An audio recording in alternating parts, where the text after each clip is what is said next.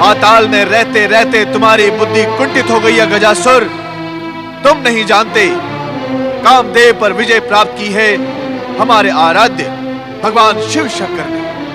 भगवान शिव? हाँ, तुम भगवान शिव के हाथों मारे जा सकते हो, मारे जा सकते हो, मारे जा सकते हो। भगवान शिव तो हमारे आराध्य हैं। वे क्या मुझे, एक असुर को मारेंगे?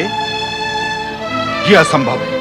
हमने भी पहले यही सोचा था, परंतु हमारे शत्रु देवता छल, प्रपंच और कूटनीति का प्रयोग करके भगवान शिव को तुम्हें मारने के लिए बाध्य कर सकते हैं। उन्होंने शंकर को प्रसन्न करने का अनुष्ठान भी प्रारंभ कर दिया है। कैसा अनुष्ठान देते गुरु? मैं समझा नहीं। काशी के शिव भक्त यज्ञकर्ता ब्राह्मणों ने भगवान शिव को प्रसन्न करने हेतु तुम्हारा वध कराने के उद्देश्य से काशी में एक विशेष यज्ञ प्रारंभ किया है। तुम तुरंत वहां जाकर उनके यज्ञ में बाधा डालो। किसी भी प्रकार ये यज्ञ पूर्ण न होने दो। मैं अभी जाकर उन ब्राह्मणों को अपने विशाल चरणों तले कुचल देता हूं। न रहेगा बांस, न बजेगी बांसुरी। नहीं नहीं गजासुर, ऐसा नर्त न करना। यदि तुमने शिव भक्तों पर अत्याचार किया तो भगवान शिव कोपायमान होंगे और फिर उनके हाथों तुम्हारा संहार निश्चित है। इसलिए क्या करूं? उन पर अत्याचार भी न करूं और यज्ञ भी पूरा होने दूं? ये दोनों बातें कैसे संभव है? गजासुर, सबसे पहले तुम अपना आकार छोटा करो। अब वरदान प्राप्त करके तुम अतुल बलशाली बन गए हो। तुम्हें विशालकाय बने रहने की कोई आवश्यकता नहीं। अपने को सामान्य करके हमारे पास आओ। हम तुम्हें बताएंगे कि तुम्हें क्या करना होगा।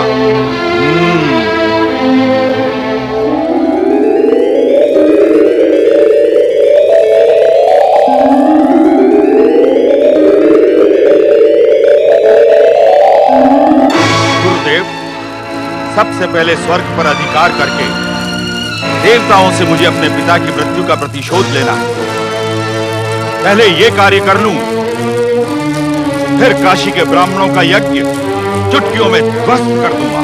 गजासुर, हमने तुम्हें पहले भी बताया था, अब फिर बता रहे हैं कि तुम्हारे पिता का वध देवी दुर्गा ने किया था और उस षड्यंत्र में सभी देवता सम्मिलित थे। उन्होंने ये आवाहन करके त्रिदेवियों की शक्ति से देवी दुर्गा को प्रकट किया था।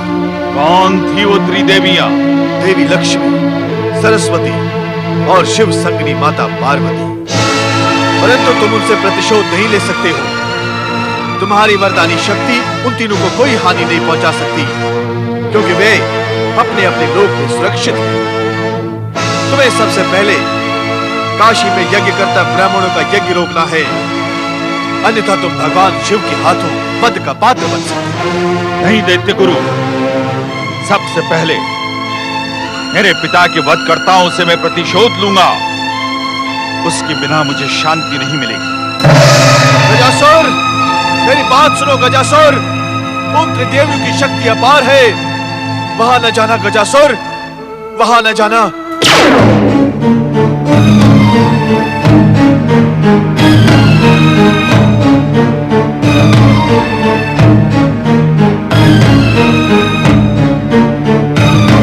ब्रह्मदेव, आप यहां हैं?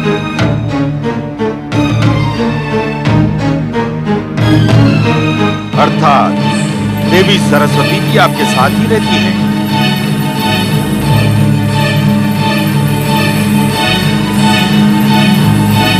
गजासुर,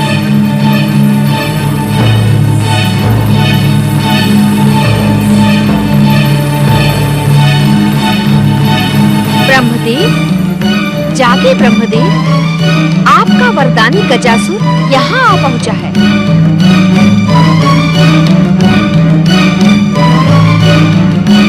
गजासुर, तुम यहाँ? चले जाओ यहाँ से। ब्रह्मदेव, आपकी दी हुई वरदानी शक्तियों का उपयोग मैं यही करूंगा। मेरे पिता का वध करने वाली दुर्गा इन्हीं सरस्वती की ज्योति से प्रकट हुई थी। इस दुष्ट को यही समाप्त कर दे। हम इसे समाप्त नहीं कर सकते देवी। अपने दिए हुए वरदान के कारण हम विवश हैं। तो फिर मैं देवी दुर्गा की ज्योति शक्ति केंद्रित करके मैं ही इसे समाप्त कर दूंगी।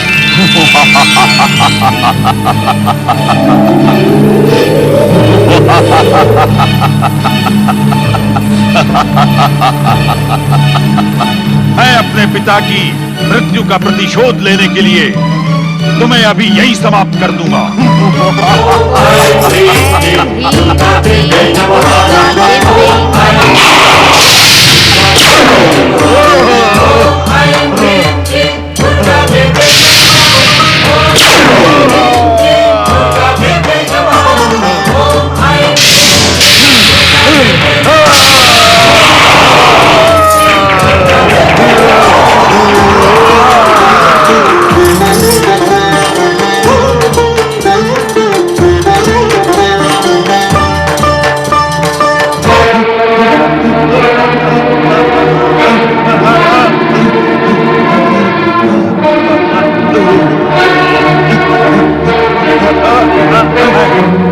मैं छोड़ूंगा नहीं, मैं प्रतिशोध लूंगा।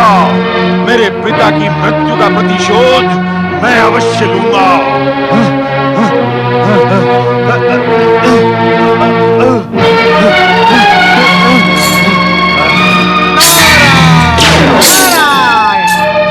गजासुर, प्रतिशोध लेते लेते तुम्हारी ये दुर्दशा कैसे हो गई?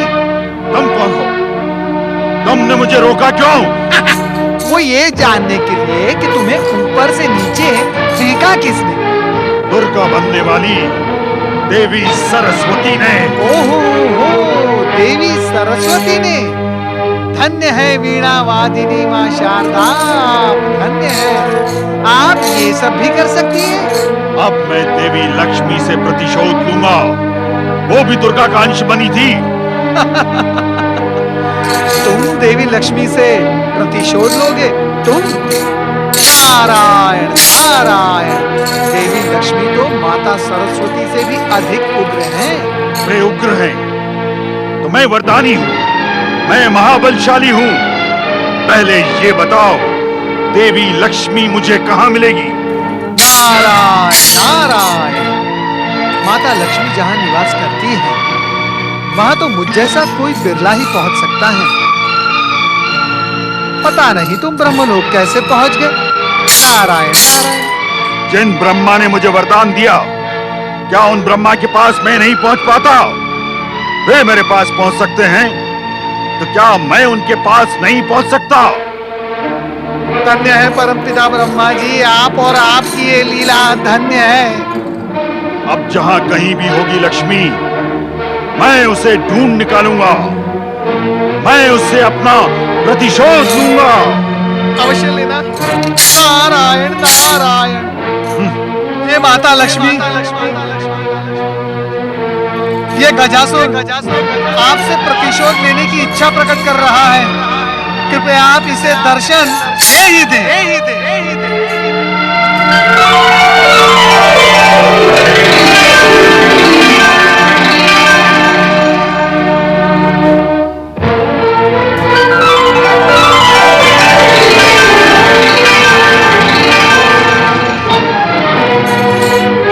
प्रणाम माता लक्ष्मी। अच्छा, तो यही है देवी लक्ष्मी। माता लक्ष्मी, इस वरदानी गजासुर के हृदय में आपके प्रति जो प्रतिशोध की भावना और ज्वाला भड़क रही है, कृपया आप इसे शांत कर दें माता, शांत कर दें।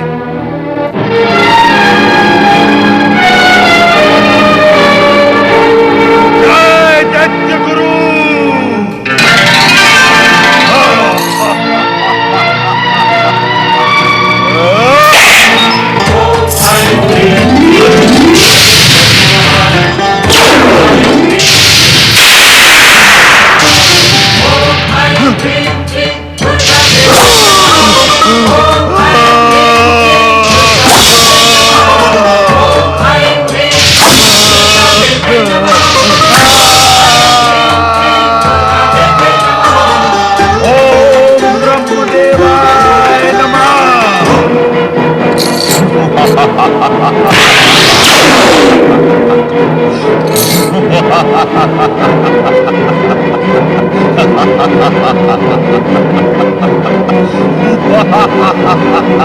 नारायण नारायण।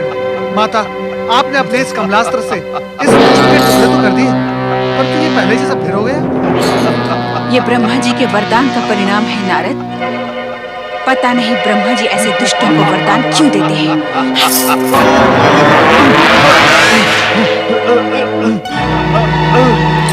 धन्य है माता, धन्य है। नारायण नारायण।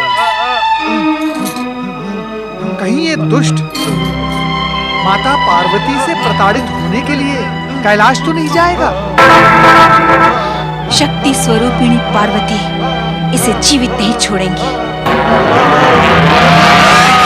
ओम नमः शिवाय, ओम नमः शिवाय, ओम नमः शिवाय, ओम नमः शिवाय, ओम नमः शिवाय, ओम नमः शिवाय, ओम नमः शिवाय, ओम नमः शिवाय, ओम नमः शिवाय, ओम नमः शिवाय, ओम नमः शिवाय, ओम नमः शिवाय।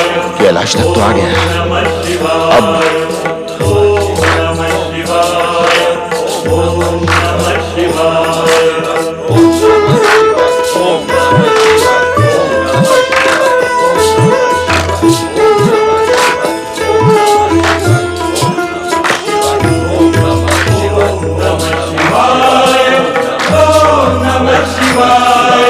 इस जटाजूटधारी बागंबर पहने व्यक्ति को देखकर मेरी मन में भक्ति भाव क्यों उत्पन्न हो रहा है? अच्छा, तो यही है शिव। किंतु मेरी पितृहंता दुर्गा को प्रकट करने वाली पार्वती कहाँ है?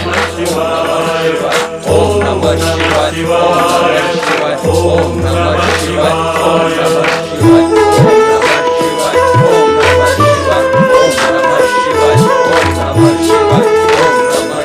ओम नमः शिवाय। पति परमेश्वराय नमो नमः।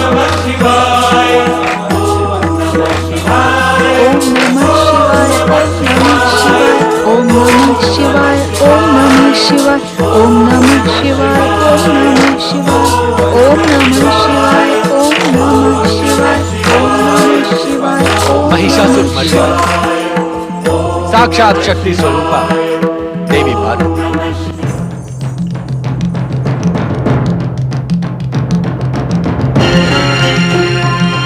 तुम कब से हमारी समाधि भंग होने की प्रतीक्षा में यहाँ खड़ी हो? ये प्रतीक्षा तो बहुत छोटी है स्वामी। आपकी समीपता और आपको पति रूप में प्राप्त करने के लिए मैंने वर्षों इसी तरह खड़े रहकर आपकी तपस्या की है। देवी पार्वती, तुम स्वयं शक्ति स्वरूपा हो। शक्ति के बिना शिव की कल्पना भी नहीं की जा सकती। ऐसा कहकर आपने अपने चरणों की दासी का मान बढ़ाया है स्वामी। अन्यथा शिव बिना शक्ति का क्या मूल्य? सत्य तो ये है स्वामी कि शक्ति को शक्ति का ज्ञान शिव के सानिध्य के पश्चात ही प्राप्त हुआ है। इसका अर्थ यह है देवी, शिव के बिना शिवा और शिवा के बिना शिव अपूर्ण है। और यही नियम सभी के लिए समान है।